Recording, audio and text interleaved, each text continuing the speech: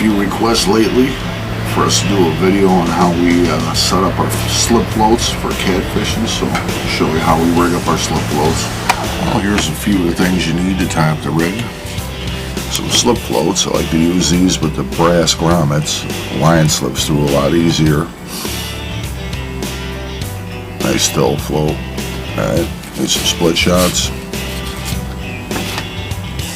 Bobber stop knot. Get close about it. Some bobber stop knot. Kind of hooks we use here. Need a bead and a swivel and leader material. Well, first step is to put on your bobber stop knot. Well, you get a pack of these bobber stop knots already rigged up for a couple bucks. Last year, the whole season. Take your line here, slip it through the tube. Take your tube, slip it off. Get the tube off. Take the knot, pull it tight. Oh, you got your bobber stop knot. Take a pair of scissors or clippers, trim it off. Now you got your bobber stop knot. And now you got your bobber stop knot on the line. Got to put a bead on it to help stop the bobber.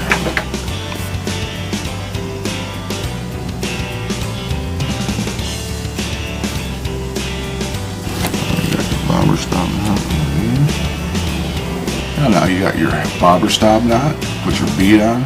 Next step is put the bobber on.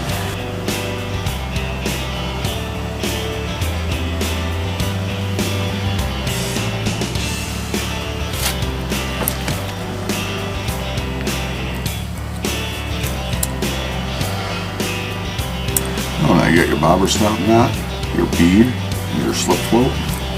Next step is put a swivel on.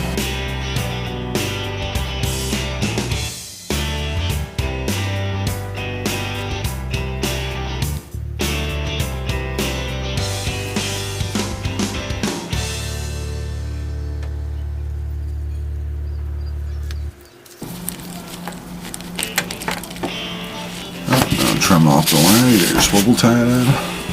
Oh, now you got your bobber stop knot, your bead, slip float, slides up to the knot, and you got your swivel. Now you want to tie on a leader, about 3 foot of leader material. I put on about a 30-pound fluorocarbon leader. Get about 3 foot off of there.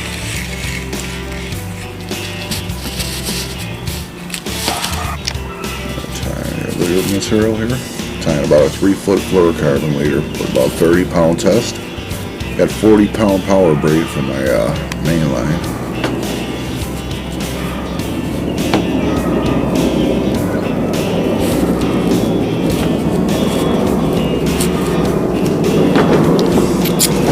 Wet the knot. The amount of filling or fluorocarbon you want to wet the knot before you tighten it up.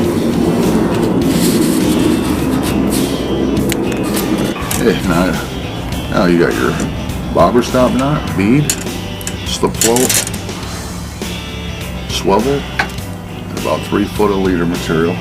Now the last step is tying a hook and put on some weights.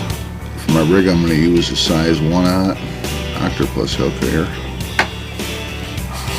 Go through the front of the hook.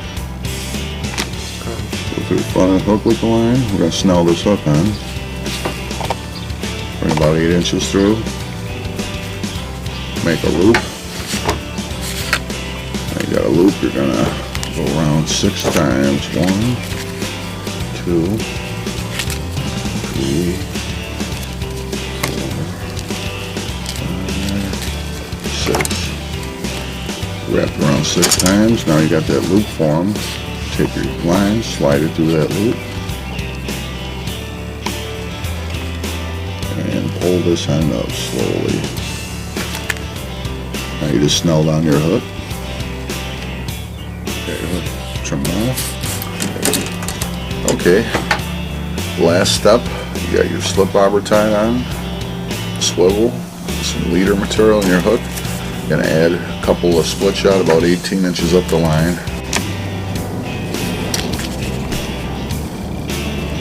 Put those about 18 inches up from the hook. Now you got your hook. Split shot. Your barrel swivel to connect your main line to the leader. Got your slip float. Nice quality thill float with a brass grommet. You got your bead here and your bobber stop. And that's your slip float rig. Now you're all set to go out and catch some catfish. Rig actually works pretty good for a live bait rig for pike. I use the same rig for putting jigs on and fish in a river for lake trout and steelhead. Pretty versatile rig. You can fish this anywhere from 2 to 3 feet all the way up to 15-20 feet. However far you slide this slip knot up the line, that's where bobber stops. You can fish it 20 foot deep if you want. That's how we do it. You know, some people ask me why I prefer fishing a slip float over a bottom rig, and I fish mainly in the day when the catfish are sitting in the deeper holes and ain't moving too much. So instead of casting and waiting for the fish to come to me, I drift the bait to them. Cover a lot more water, catch a lot more fish. Usually I like to set the slip float, get the bait as close to the bottom as possible.